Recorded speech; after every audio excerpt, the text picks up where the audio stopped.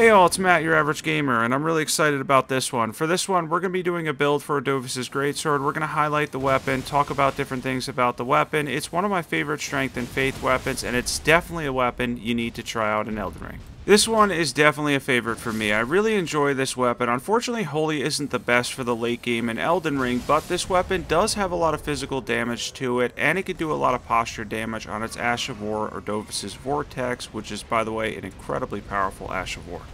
As for bosses, you're going to see the posture damage here. The poise damage this does on the Ash of War is probably somewhere around 40 or 50 or so. It's pretty solid. Even on New Game Plus 7, which all footage for this is, it can still poise break the majority of bosses.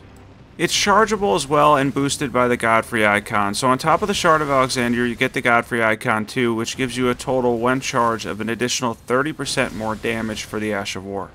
Also, the setup I'm going to show for this weapon you can use for Siluria's tree, if that's how you say it. It's the same exact setup. They scale very similarly. They're both strength first and then faith second, because the holy damage is much more minimal in comparison to the physical damage.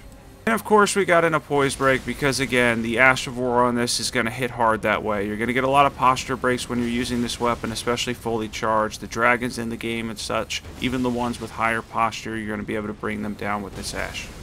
You also get an A in strength and I believe around a C in your faith stats, so that's going to give you a lot of AR on the weapon. The strength scaling is phenomenal. Getting an A in strength is fantastic. It's going to give you solid physical damage, and then the C in faith, that's where you'll get your holy damage from. Super fun taking down a side boss with this. Again, holy damage not the best late game, but when you have a little bit more physical damage, you can kind of manage with a weapon like this. Let's jump on to NPC Invaders and see how this does.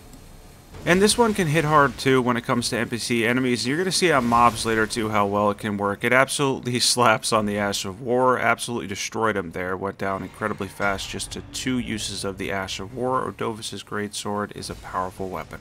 You'll probably see in small clips on this video why it's one of my favorite weapons. It's super fun to use too. This is one I definitely recommend trying out. If you're looking for strength and faith, there's a lot of different things you could do. The Blasphemous Blade is great, although the Ash is entirely faith. This one is another one you definitely need to check out. By the way, I just want to mention real quick, if you're not subbed to my alternate channel, my main channel is Your Average Gamer, you may already know that, but if you're not subbed to Your Average Variety Gamer, eventually I'll do some other games and stuff on this channel too, but for now I've been doing a lot of short Elden Ring content. If you enjoy that, be sure to hit the sub button.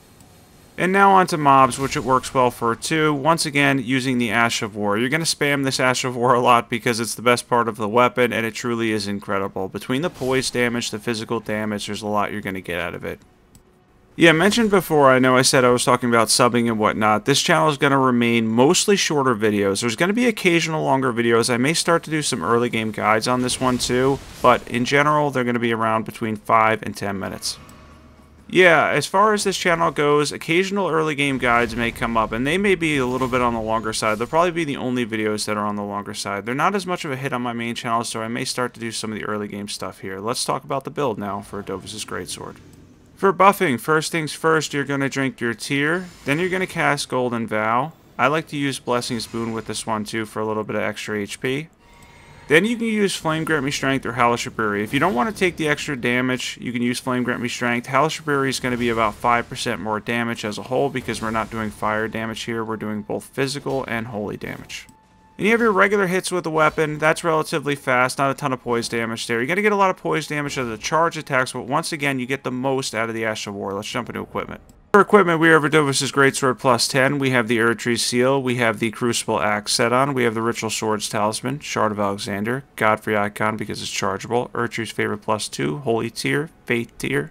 And now let's jump into stats. We have 60 Vigor, 21 Mind, 25 Endurance. We have 50 Strength when we're two-handing it with the 1.5 times bonus. We have 75, 45 Faith with the Faith tier. And we mentioned this when we showed the buffing order. We're using Golden Vow, Flame Grant Me Strength, and Blessing's Boon. If you want 5% more damage so that you'll take increased damage, you can use Hellish Rebury for this build.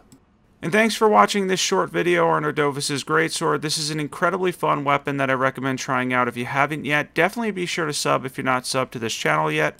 We'll continue to do mostly between 4 and 10 minute videos for the majority of content on this channel, sometimes focusing on individual builds and whatnot, and eventually, as mentioned, I may get some early game guides on this channel too. Let me know in the comments what you would like to see next on this channel. I do a lot of different things here, and of course, be sure to sub. Catch you guys soon.